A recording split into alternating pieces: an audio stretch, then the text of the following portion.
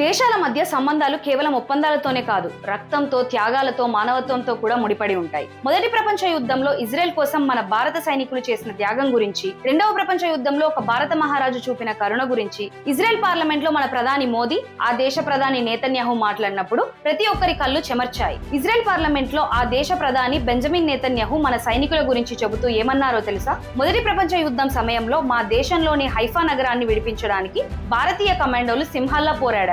వాళ్ళు తమ ప్రాణాలను పణంగా పెట్టి మాకు స్వేచ్ఛను ప్రసాదించారు. ఆ త్యాగాన్ని మేము ఎప్పటికీ మర్చిపోము అంటూ కృతజ్ఞతలు తెలిపారు. Who fought like lions in the battle against Haifa for the liberation of Haifa. The forces were pushed back, and who stormed forward, gave their lives. Indian commanders, we never forget that too. They gave their lives for us. ఆ తర్వాత అదే వేదికపై మన ప్రధాని నరేంద్ర మోదీ మాట్లాడుతూ ఆ చరిత్రను మరింత స్పష్టంగా వివరించారు. మొదటి ప్రపంచ యుద్ధంలో ఈ పవిత్ర భూమిపై 4,000 మందికి పైగా భారత సైనికులు తమ ప్రాణాలను త్యాగం చేశారు. సెప్టెంబర్ 1918లో హైఫా వద్ద జరిగిన అశ్వద్దళ దాడి సైనిక చరిత్రలోనే ఒక ముఖ్యమైన అధ్యాయమని అన్నారు.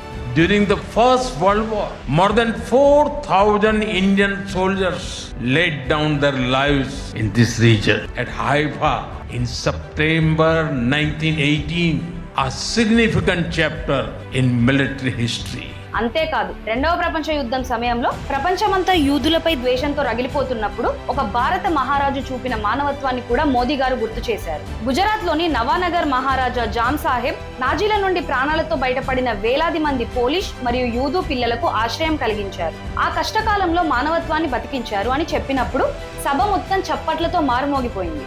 The Maharaja of Navanagar in Gujarat offered refuge to Polish children.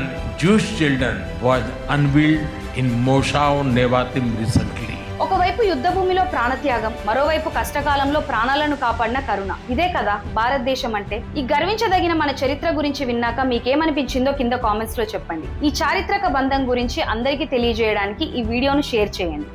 జై హింద్.